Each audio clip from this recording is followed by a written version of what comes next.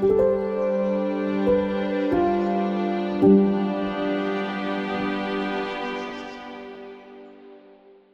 morning, my dear friends. Welcome to our Wednesday morning weekly Tanya Shir.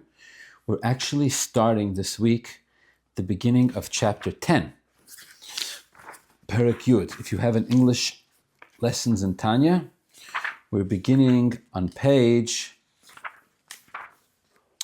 150 in the new print, which would be 148 in the old print. In the ninth chapter in Perek Tes of Tanya, the Alter Rebbe explains that the Nefesh Elikis and the Nefesh Abamis are doing constant battle. They're wrestling with each other. They're not just wrestling over what the person should do practically in thought, speech, and action, but they're wrestling. Nefesh Elikis and Nefesh Abamis are wrestling over the very identity of the person.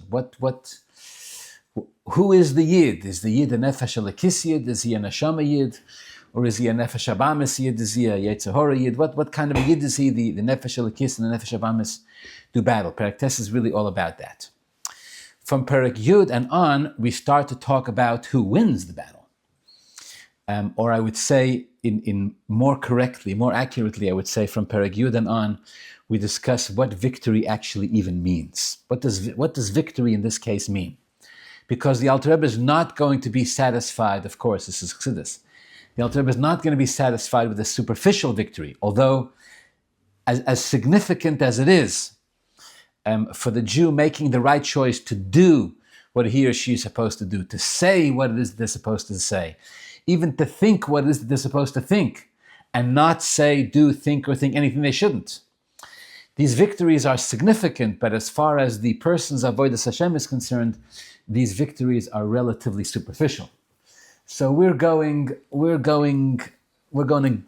deep here. The Alter Rebbe is going to go to the kishkas. The Alter Rebbe is going to go to the intestines here. We're going to talk about what victory means and what victory looks like and what real victory means and why we wouldn't settle for anything less. To explain this, just to sort of introduce, before we go into the actual perek itself, to explain what's written here, I want to give you just a quick introduction. There's a very famous story in Malachim. It's called, we refer to it as the story of Eliyahu Bahar HaKarmel.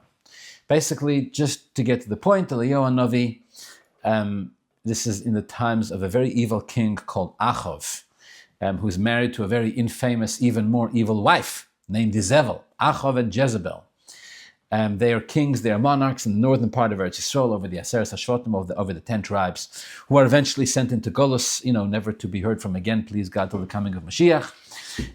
They're monarchs in the northern part of Eretz Yisrael, and they're really saturating the earth, the land, with Avodah Zarah. The Gemara says there was no pale, there was no mound anywhere in the kingdom of Achav, in the north of Eretz Yisrael, that Achav hadn't erected an Avodah Zarah upon it and worshipped it as Avodah Zarah. Eliyahu Hanavi, as far as all the Nevi'ei Hashem, as far as all the real prophets are concerned, Achav and Jezebel have been massacred, except for 100 who are being held in secret and in hiding, actually by Achav's own chief of staff, by a Novi called Avadia, again not for now. Other than that, they're all killed. Eliyahu Hanavi summonses all the Jews in the northern part of Eretz Yisrael, all the Atzeres HaShvatim, he summonses them to Har HaKarmel, to Mount Carmel, all the way up in the north. And Eliyahu Hanavi faces off against 450 Nevi'ei Habal, false prophets. He challenges them, whoever can make a fire come down from heaven to consume their sacrifice is real, and whoever can't is fake.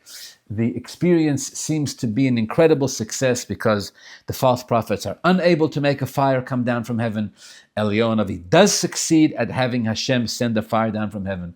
The korban of Eliyahu Hanavi is consumed in the presence of all the Jews. It's a clear and beautiful and profound open miracle. And the pasuk, the Torah concludes the story with saying that the Jews fall on their faces after seeing this, and they cry, Hashem hu Elokim, Hashem hu Elokim. It's an amazing experience, Baruch Hashem. All right, it doesn't seem to have a long-lasting impact because, again, the 10 tribes go back to worshipping Avodah Zarah, and they end up being forced, Rahman al-Slan, into Golus, becoming the famous 10 lost tribes. But at least for that moment, there's a moment of clarity, and the Jewish people see this. Eliyahu Navi brings down a fire from heaven. Okay. But before Eliyahu Navi actually brings the fire down from heaven, while he is challenging the Jews, while he is challenging these false prophets in the presence of the Jews, Eliyahu Navi turns to the Jewish people, again, who have gathered there at Har HaKarmel, and he made a very famous declaration, he gave a very famous speech. And he said to the Jews, he said, quote, Ad mosayatem poischem al shtei asifim, how long are you Jews going to be vacillating between these two sides? How long are you going to be going back and forth between, serving Hashem and worshiping idols? You have to choose, you have to decide one way or the other. Decide. Im Hashem hu Elokim, if you believe in Hashem, l'chu acharov, follow him. V'im habal, and if you believe in idols, if you believe in Baal, l'chu acharov, follow him. Eliyahu Navi says, make a choice and follow it.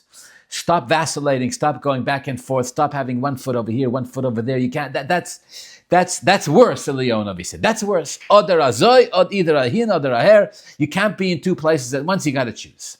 Okay.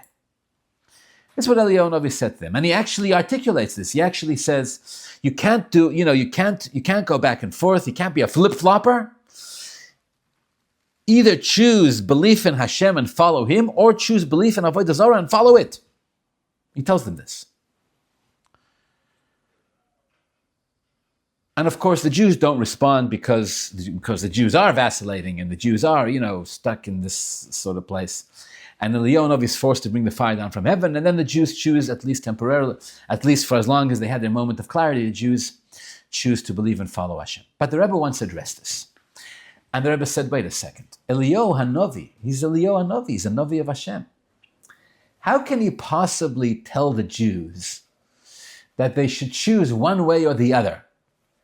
And if they choose in Hashem, they should follow him. And if they should choose Avodah Zarah, they should follow it. The Rebbe says, he's a Navi of Hashem. How could he say such a thing? Tell a Jew to, no matter what you choose, just follow it, go.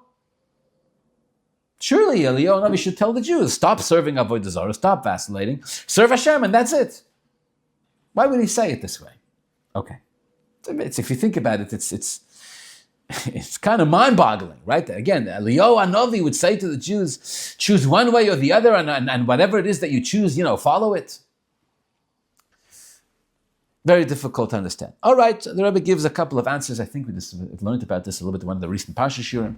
Anyways, the Rebbe gives some of the famous answers. The Rebbe says, well, because if a Jew vacillates, then he or she never ends up doing teshuvah. If you vacillate, you don't do tshuva because you justify it and you say, it wasn't really so bad. I didn't really sin. I didn't really mean it. The narcissist. I didn't say it, and if I said it, I didn't mean it, and if I meant it, I changed my mind, and if I don't change my mind, it's your fault anyways.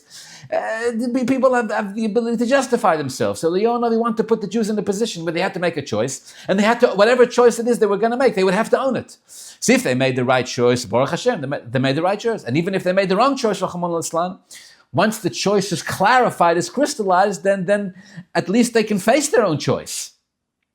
And if they made the wrong choice, they can correct it and eventually make the right choice. They can do tshuva. One explanation. Another explanation, the Rebbe says what Eliyahu Navi meant was, at least be intellectually honest enough, at least be spiritually honest enough, at least be altruistic enough to serve something other than just yourself. In other words, if you vacillate, doesn't mean you care about them both. If you vacillate, if you go back and forth, it means you don't care about either one. So then what do you care about? You only care about yourself. Right? There's a famous story with the Baal Shem Tov, where the Baal Shem Tov one time needed a wagon driver. So he told his Talmidim, he told his students, get a wagon driver. Of course, the wagon drivers were sometimes not Jewish. The Baal Shem Tov said, it doesn't have to be Jewish, but he has to be a believer. And make sure that, when he gets to whatever it is, at the intersection or whatever, make sure that he worships the way a goy worships. They said, Rebbe, you want him to be a worshiping goy? For us, this is Avodah Zarah. The Baal Shem Tov said, yes, it is. It's Avodah Zarah, but it's better than a goy who doesn't worship at all. A goy who worships, at least he's afraid of something. He's afraid of some kind of higher power, right? So Hashem said he won't hurt us because he believes in some sort of, in other words, he doesn't see himself as the center of the universe, right? You know that joke? How many Harvard students does it take to change a light bulb? Did I tell you how many Harvard students it takes? How many Harvard students does it take to change a light bulb? The answer is one. He stands there, he holds the light bulb, and he waits for the universe to revolve around him. So the Baal Shem Tov said, at least if he worships, even if he's an Ovid Avodah Zarah, but at least he worships something. He doesn't see himself as being the center of everything, so he understands. There's an eye in Roya, there's an eye that sees, an ear that hears, something above him, etc. But Azoy Stam, nothing. So Al Derech Zeh, the Rebbe answers, Al Derech Zeh, the Rebbe says, Leon doesn't want to encourage them to be Ovid Avodah Zarah, Chas v'Shalom. But he's telling the Jews that at least have the integrity, at least have the altruism to accept that there's some kind of power that really is truly above you. Even if that's Rahman al-Slan Avodah Zarah, even that's better than seeing yourself as the center of everything. If you go back and forth, it means you don't believe in either. Then it's really just about you.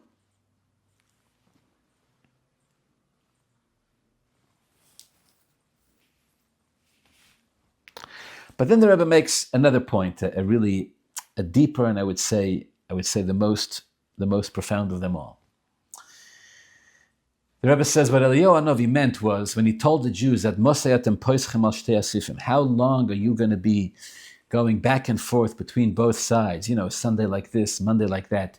Choose one. Pick a tune and sing it, Eliyahu Hanavi said. Right? Make a blessed decision. In addition to everything else, in addition to the fact that even the wrong decision is better, because once you own it, because if you make the wrong decision, you can always correct it, right? If you don't make a decision, you can't correct it because you don't make a decision. If you make a wrong decision, at least you submit to something higher than you. But the Rebbe said that there's a much deeper, there's a much more yesodistic, much more foundational point here. The Rebbe said, if a Jew who thinks he can do both, the Jew thinks, he can do both. He can do this and he can do that. The Rebbe said, that's a Jew that doesn't understand. Not just he doesn't understand. The mistake is not just that he thinks that a Jew can serve Avodah Zarah. That's not the problem. The problem is that he doesn't understand what it means to serve Hashem. He doesn't understand even to serve Hashem, he doesn't understand. He doesn't understand the nature of the conflict between kedusha and klipa. To think that you can be in both, and not to realize that to be in both means to be in neither, means you don't understand the extent to which these two are at conflict. If you don't understand the extent to which these two are in conflict, then you're not on either side. I'll give you a shtickle mashal for this, right? Imagine you have a good friend. Somebody who's really close to you. And then, may Hashem protect us, you have somebody who really hurt you in life.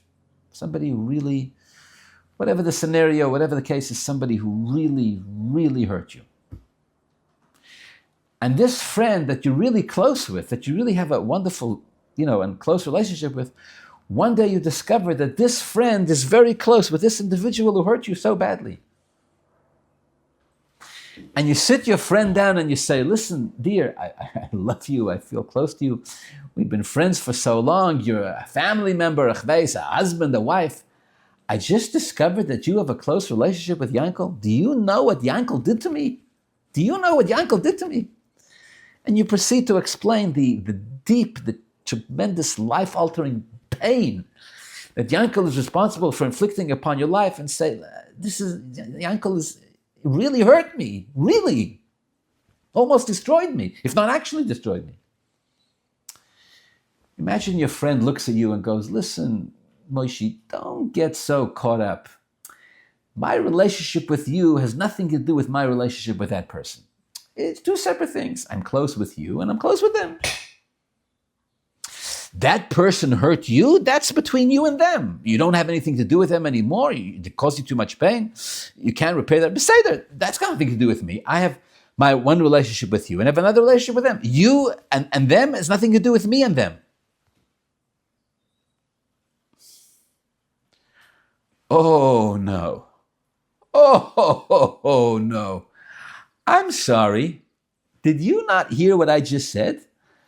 I'm telling you, this person almost ruined me, or maybe actually did ruin me to some degree, or hurt me really badly. It's not only that person I cannot have a relationship with. Anybody who's associated with them, I cannot bear. Why? Why? Why? Why can't you be friends with me and them? And I'm sorry. No. No. Right? You go online, Rahman al-Islam, and you say, Free Palestine, right? And then you want to come to me for dinner? No! These people want to kill me. Not okay. And to miss that is to not understand the extent to which that person has hurt me or wants to hurt me, right?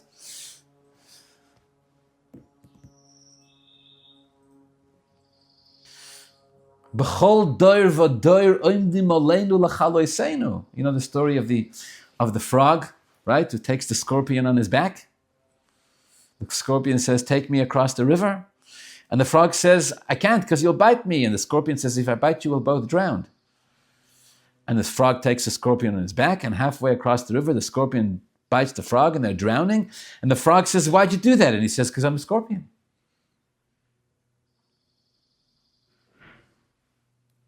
So if all of us have scorpions in our lives, you come to a person and say to a person, listen, I just want you to know, you're friends with my scorpion. Yeah, but that's with them, not you. No, you're friends with my scorpion. You're not, I can't talk to you.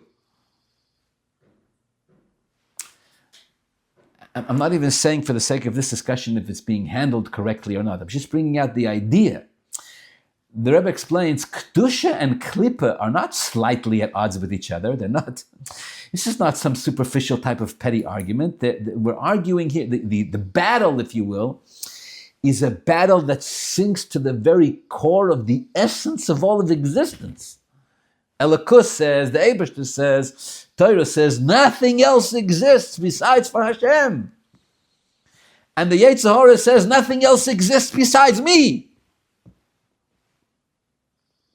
So Eliyahu Navi looked at the Jews and said, you think you can go back and forth between one and the other? You can't go back and forth between one and the other. If you do, then you don't understand either side. You don't understand what Kedusha is saying, and you don't understand what Klippa is saying. At least understand the battle between the two significantly to understand that you can't have both. It's going to be one or the other.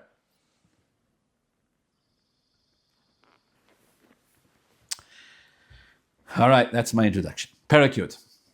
Hine.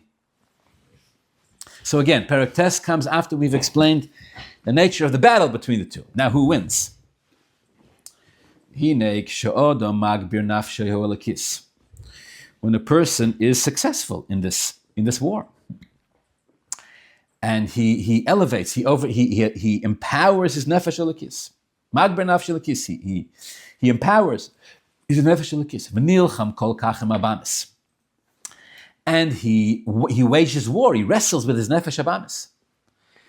And he's successful. To the extent that he eradicates the evil from the left cavity of his heart, meaning not just he doesn't do anything he's supposed to, say anything he's not supposed to, doesn't think anything he's not supposed to. Even from his heart he removes it. That means he doesn't even want to. He doesn't even have temptation to sin, or at least he doesn't feel like he has temptation to sin. Moshe Kosov, like the Pasuk says, one is obligated to remove the evil from within oneself. At least Chassidus, that's the way Chassidus teaches the Pasuk. Eradicate, remove from within yourself, within your heart, the evil. So if he does all this, but what happens is he destroys his nefesh abamis, he destroys the evil, but it's not transformed into good. It's destroyed, it's not transformed into good. Says the Alter Rebbe, it's not transformed into good, nikra tzaddik she'eino gomer. You're called an incomplete tzaddik. And another term, as we learned in Perak Aleph, for a tzaddik she'eino gomer, for an incomplete tzaddik, is tzaddik v'raloi. You should know, says the Alter Rebbe, if your nefesh abamis is not transformed into good, there's still a little bit of ra, there's still a little bit of evil lurking, hiding inside you.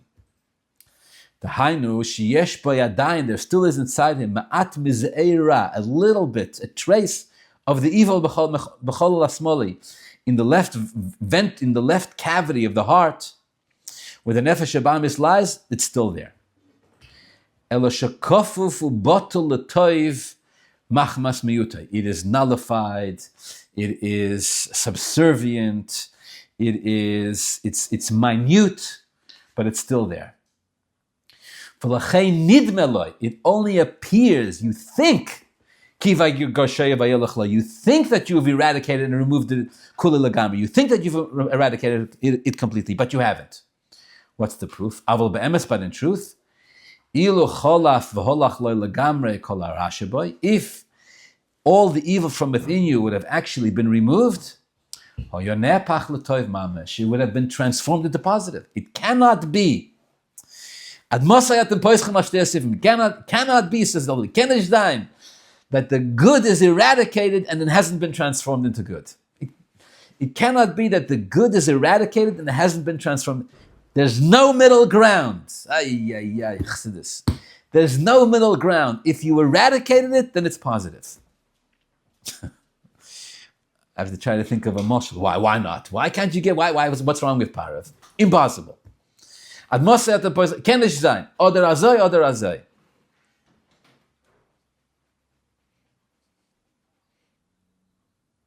Why? Right? It's like, imagine a person thinks that 1 + 1 = 3. Imagine a person, their faculties are not working correctly. They think that 1 + 1 = 3. Come to the person, listen, I want you to understand, 1 + 1 can also equal 2. Oh, you explain it to them, and they, I hear what you're saying. There's a possibility that 1 + 1 = 2. Most of the time, 1 + 1 = 2. But it's not impossible that 1 + 1 = 3. No. If you think it's still possible that 1 + 1 = 3, then you don't understand what means 1 + 1 = 3. Kenish sein. It can't be. Somehow your terminology or your definition or your way of thinking or something that allows you to entertain the idea that 1 + 1 = 3 means you don't understand anything about 1 + 1 = 2. There's no way for these two things to coexist. That's what the Alter Rebbe is saying over there. He's saying, don't tell me that you conquered your nefesh habamis. Don't tell me that you conquered your yetzer hara and it wasn't transformed into good. Can't be. If it wasn't transformed into good, that means there's still a little bit of evil lurking. Now, what's so terrible if there's still a little bit of evil? So there's still a little bit of evil lurking. We're calling this person a tzaddik v'raloi, tzaddik she'eino gomer. Why are we calling him a tzaddik? Because he doesn't feel any temptation. He doesn't feel any temptation for anything that a Jew is not supposed to do. Nothing. Not just he doesn't do it. He's not even tempted to do it. Not good enough, says the Alter Rebbe. Don't tell me you're not tempted. Tell me your nefesh habamis is burning, is on fire with avas Hashem and yiras Hashem. Tell me it's been transformed into good. Yes or no? Yes, it's real. Mat, it hasn't been transformed into good. You still got a little nefesh habamis. You still. We're going to call you a tzaddik v'ra loy. There's still a little bit of ra. Why is that so bad? I mean, halavai, all of us should be on this level. The Alter Rebbe is not trying to criticize this individual. The Alter Rebbe is trying to explain that you can't have, in essence, really, conceptually, you can't have a partial victory.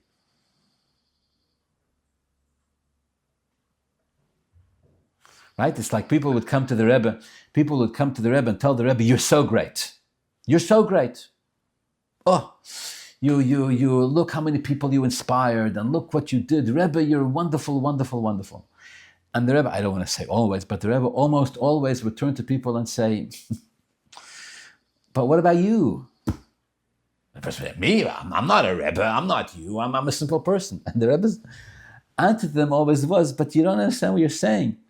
If I'm a Rebbe, then my job is to teach you that you're powerful, Don't come to me and tell me that I'm powerful. You mean well, the Rebbe says, but if all you have is you point to me and you tell me that I'm fantastic, the Rebbe says, then I'm failing. I'm not here to convince you that I'm fantastic. I'm here to convince you that you're fantastic.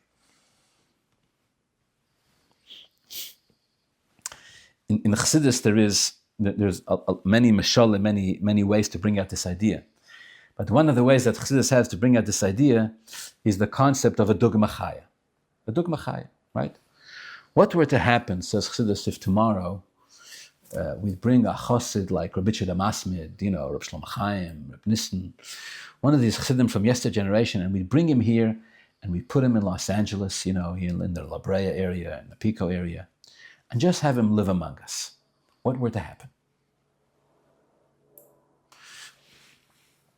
Sooner or later, everybody around him, just, I would almost say by itself, just on their own, all of us, we would all be elevated. We would learn deeper, we would bring more, we would serve Hashem a deeper place in our heart, just by being around him. Why? Well, of course, he would teach us and he would bring with us, etc. But it's much more than that, Chassidus says. It's not just that he would teach us, and his being here, just his being here, because it's so real, because it's so true, it has to elevate everything in its surrounding. Because Elokus is not limited. Elokus has no limitations, right? How come when the sun shines in the heavens, the world is full of light? The sun is so far away from us. The sun is light years away. How come when the sun shines, the world is full of light? And when the sun moves away, the world becomes dark? Why? Because of the power of the sun. It's not impossible that the sun will be in the sky and the world will be dark. Why? Because of the power of the sun. The power of the sun is such that it's mechayev. It must be that if the sun is here, the world is full of light. Must be that if a chassid is here, everybody around him is elevated. Must be. And if the chassid is here and everybody around him is cold, Yom Yom it says, the chassid's got to take a look at himself and say, no, I must be doing something wrong. A chassid macht sviva. A chassid creates an environment where he goes and where he encounters, and just when people see him, they're inspired and they want to be like him. Why? Because of who he is, because by virtue of the power of his existence, the power of his truth. Says the Alter Rebbe, the emes of the nefesh elokis, the elokus of the nefesh elokis, the godliness of the nefesh elokis, in the end, it's mechayev. It demands. It requires that the nefesh abamis should also become a shtikal nefesh elokis. Don't tell me that you beat the nefesh abamis into submission. It's good, of course it's good. It's better than nefesh abamis that's active, of course. But don't tell me that in the end that's the definition of a tzaddik. No, that's a tzaddik v'ra'loi. He doesn't feel the ra. He's not conscious of the ra, but it's lurking. And Rahman al-Islam, it can rear its ugly head at a later point. Because you haven't yet heard, you haven't yet absorbed the true impact of the nefesh elokis.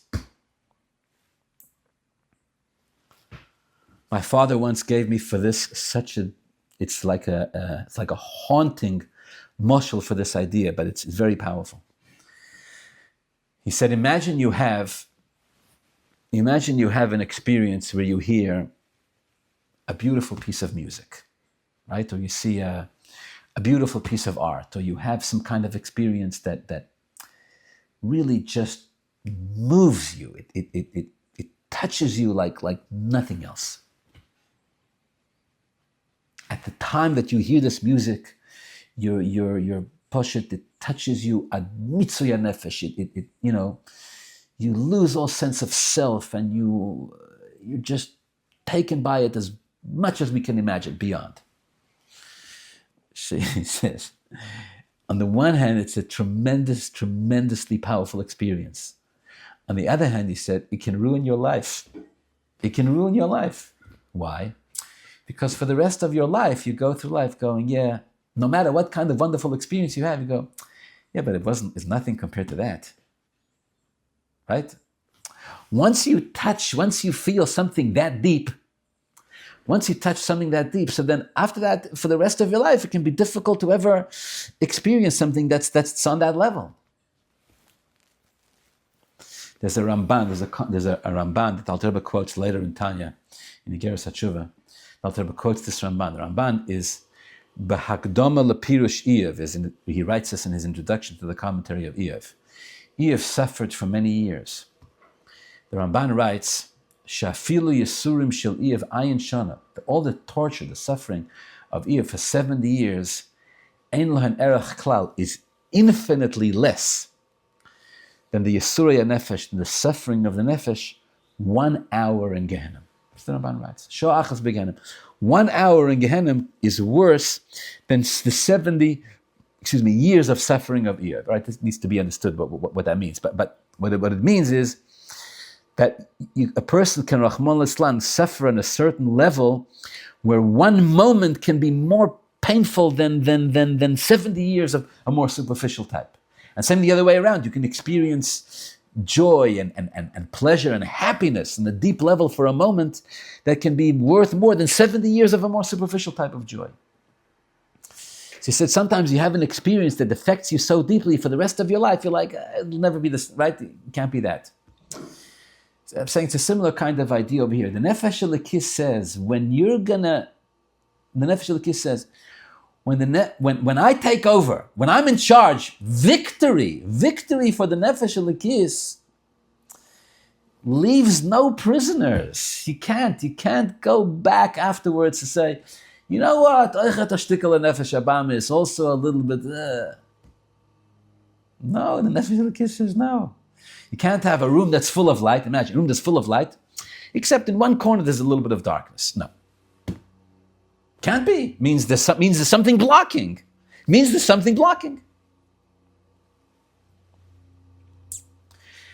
In the words of the Alter Rebbe, if the tzaddik had truly eradicated from themselves all the ra, it must be that the nefesh abamis would be transformed into toiv. A few more lines, page 153. The explanation is like this. What's a tzaddik gomer?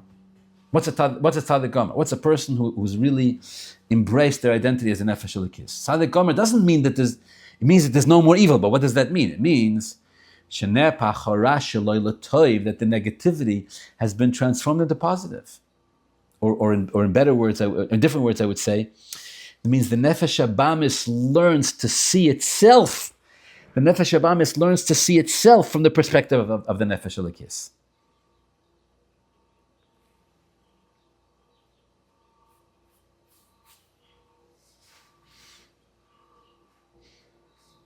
When a child is young, right?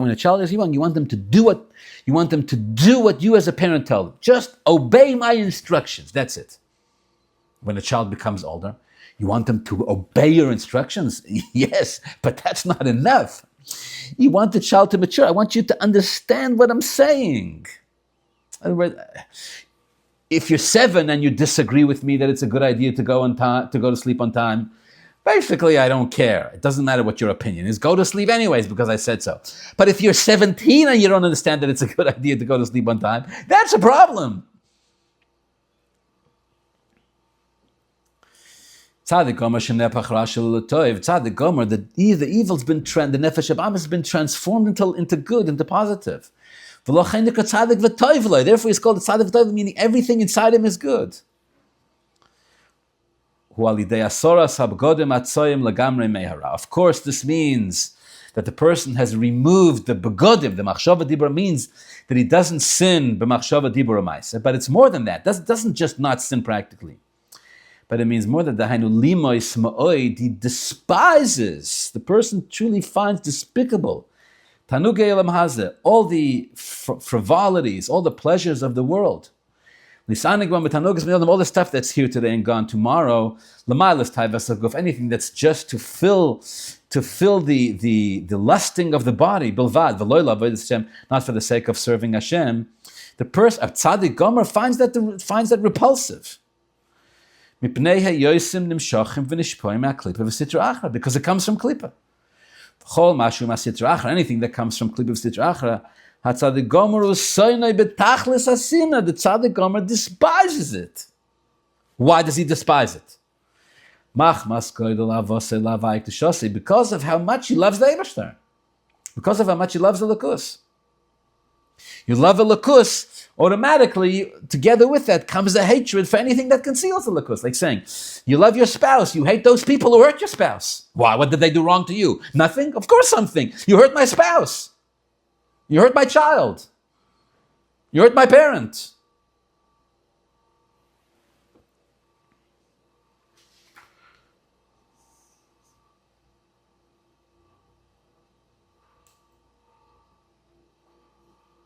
The Nefesh Elokis sees in the Nefesh Abamis also the potential for the Nefesh Abamis to be used for Kedusha. And until that transformation happens, says the Alter Rebbe, we're not really talking Nefesh Elokis language. All right, I finish with two things. Number one, a very famous story. They said Reb Mendel of Horodok, the Alter Rebbe's Rebbe at one stage, was once sitting in his room, and they came to him and they said, Rebbe, there's a tumult outside, there's a commotion. What's the commotion? Mashiach, in the streets they're saying Mashiach has arrived. Mashiach has arrived. So the story goes, Reb Mendel Horodoker walked over to his window and he took a deep sniff, took a good smell, he smelled the streets. He said, you can tell them Mashiach hasn't come yet. Mashiach hasn't come yet. And the Chassidim said, why did Reb Mendel Horodoker have to smell outside? But he couldn't get to walk to the window, he couldn't smell from here. They said in his room, where Reb Mendel Horodoker, in his room, it always smelled Mashiach. It always smelled Mashiach. See, the only way to tell if Mashiach had come was to go smell outside. So I heard somebody once said, if in Reb Mendel Horodoker's room, it always smelled Mashiach. So what did he need Mashiach for? What did he need Mashiach for? So the answer is, what do you mean? If outside Mashiach hasn't come, if outside in the streets Mashiach hasn't come, then Mashiach hasn't come in your room either. In the room of Reb Mendel Horodoker, it can be difficult to distinguish, is this the ultimate level of Mashiach or not? But in the end, is it different? If it's not Mashiach outside, then it's not Mashiach inside either. The emes goes everywhere. The emes goes everywhere. And if it doesn't go everywhere, it's not the real emes. So, in other words, the emes goes 1,000 miles. If it's not the emes, it'll only go 5 miles. In those 5 miles, maybe you can't tell if it's emes or not. But in the other 995, 995, you could. So Alter Rebbe is saying, the Nefesh Elokis can subdue the Nefesh Abamis to a tremendous degree. But if there's a little bit of Ra left over, that means even where the Nefesh Abamis was successful, it wasn't the real success of the Nefesh Abamis. All right, that's what's written over here. I just want to add one more thing. The Alter Rebbe starts off the parak with the words, V'hinei k'sheha'odam magbir nafshay Elokis, nilcham kol kachem Abamis. When the person empowers his Nefesh Elokis to fight his Nefesh Abamis, his Nefesh Elokis overpowers his Nefesh Abamis. So it's known when Chassidim would learn this part of Tanya, maybe it's brought down from the Rebbeim, also remember. They asked, who's this Odom? Until now we spoke that a Yid is comprised of two, the Nefesh Elokis and Nefesh Abamis. Now there's an Odom that's Magbir Nafshay Elokis v'nilcham kol kachem Abamis. So in other words, there's a third part to the identity of the person that is making the choice between the Nefesh Elokis and the Nefesh Abamis, who should win, right? K'sheha'odam magbir nafshay Elokis v'nilcham kol kachem Abamis. So who's this Odom? So I heard from my mashpiyim, they said the Odom, that the truth is that there's a third Nefesh. The Alter Rebbe does not talk about it in Tanya. The Alter Rebbe in Tanya only talks about two, but the truth is, they said there's a third. In other Mamorim and Chassidus, it's brought down, there's a third. And the third one is called the Nefesh HaSichlis. The Nefesh HaSichlis means the intellectual soul, or the intellectual consciousness of the person. It's called the Nefesh HaSichlis. Means that in the end there's a twilight zone. There's something in between the Nefesh Elokis and the Nefesh Abamis. There's something in between. This is called the nefesh hasichlis, the mind of a person. The seichel of a person, it's also under the influence of the battle between the nefesh elokis and the nefesh habamis, but it has the ability to determine one way or the other. Means that the person has the ability to use their seichel to empower the nefesh elokis over the nefesh habamis. It's a very important idea because sometimes we wonder to ourselves, what is the value in all of this studying that we do and all the rich seichel that we have, if in the end we have a nefesh habamis that we feel like we can't get rid of, right? So I understand something and you rationalize it and you understand, but still, bottom line, I feel like a behemoth. So it's a struggle, it's a challenge. But I'll tell you, but the hidden message here is that the seichel, the awareness of a person, the awareness, right? Chassidim would say, "Medav bottle veren faran emes," means when someone tells you the truth, even if you're not holding there, you got to look at it and go, "Yep, I accept." It will be dream makala. The intellectual, the mind that Hashem has given us a gift in that in our minds we can recognize the truth, even if we're not holding there yet, and we can use this as a tool to empower us, to empower the nefesh elokis and be victorious in its battle against the nefesh habamis. All right, have a wonderful week. We'll continue in Mirz Hashem next week.